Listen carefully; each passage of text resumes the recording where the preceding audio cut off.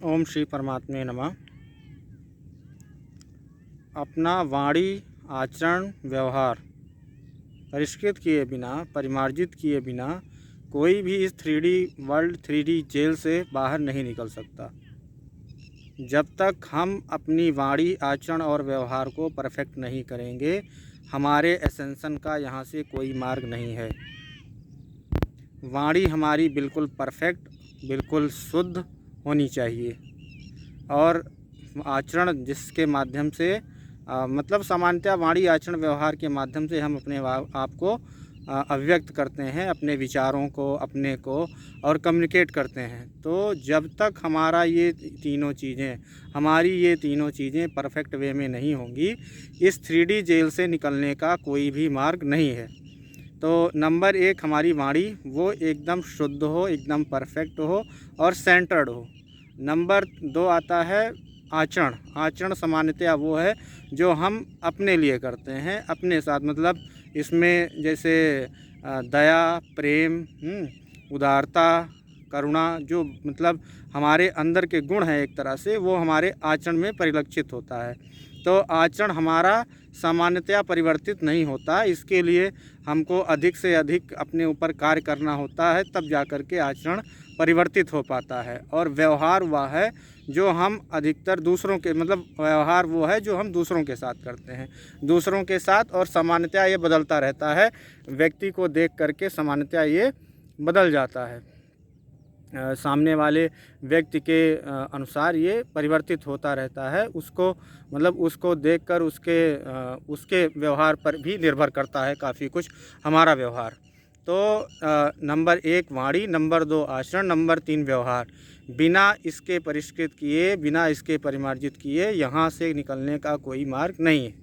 और हम देखें, जो वैदिक सनातन परंपरा है, जो आदि अनादि जो सनातन है, यूनिवर्सल लॉ के उस पे जो आधारित है, उसमें अगर जैसे कोई ऋषि जो कि वन में हैं और वहाँ पर उनके पास कोई भी उनसे मिलने गया है और उनसे मिलने के लिए वो उनसे मतलब उनकी पहले स्तुति, वंदना, प्रार्थना करता है, फिर उसके बाद वो उनसे अनुनय विनय करता है, तब जा कर के वो उनसे बात कर सकता था। ये वैदिक सनातन काल है फिर, जिसमें किस लिए ऐसा, क्योंकि वो उनसे हायर बीइंग है, मतलब वो उनसे उच्च, एक तरह से उनसे उच्च अवस्था में है, इसलिए उनको ऐसा करना पड़ता था। और अभी भी अगर हम इस मतलब यहाँ से निकलने के लिए, और हम अगर हायर जो हमसे उच्च जो प्राणी हैं और उनसे मतलब उनसे हम कम्युनिकेट करना चाहते हैं और हायर लोग जो हैं उनमें जाना चाहते हैं, तो उनके लिए हमको सबसे पहले अगर कोई चीज़ अपनी यहाँ से परफेक्ट करनी होगी, शुद्ध करनी होगी, तो वो है नंबर 1 वाणी, नंबर 2 आचरण, नंबर 3 व्यवहार। तो ये परफेक्ट वे में हो। और अब आज के जो कथित धर्मगुरु हैं, कथित जो कथावाचक हैं, या जो आध्यात्मिक लोग हैं, उनमें से हम देख सकते हैं कि कितने लोगों ने अपने आप को परिष्कृत किया है, परिमार्जित किया है, और क्या उनके ये तीनों चीज़ें परफेक्ट वे में हैं? क्या वो थोड़ी थोड़ी बातों पे क्रोधित हो रहे हैं? क्या वो ईर्ष्या, राग, द्वेष, जलन और जो भी मतलब मानवीय संवेदनात्मक गुण हैं, क्या उनसे वो ऊपर उठ पाए हैं? क्या उनका ये सब कुछ परफेक्ट वे में है? अगर वो उनका ये सब चीज़ें उनकी परफेक्ट वे में नहीं है, तो यहाँ से एसेंशन का कोई मार्ग नहीं है। वो मतलब बगैर इसके कोई भी यहाँ से एसेंड नहीं हो सकता। जब तक मतलब सोचिए, जब तक हमारा अपने ऊपर, मतलब अपने शरीर पर, अपने विचारों पर, अपने जिसके माध्यम से हम कम्युनिकेट करते हैं, इस पे हमारा कंट्रोल नहीं है, तो हम और किस चीज़ को कंट्रोल कर सकते हैं? तो ये स्टेप बहुत ही महत्वपूर्ण है। ये एसेंशन का, यहाँ से निकलने का सबसे पहला अगर कोई स्टेप है तो ये ये तीनों में से, और इसको सामान्यतः एक ही समझिए, तो वाणी, आचरण और व्यवहार के बगैर यहाँ से कोई असेंडिंग नहीं है। इसमें, और जो इन पे कार्य नहीं करेंगे उनके लिए यहाँ पर पेन एंड टॉर्चर झेलना अनिवार्य है।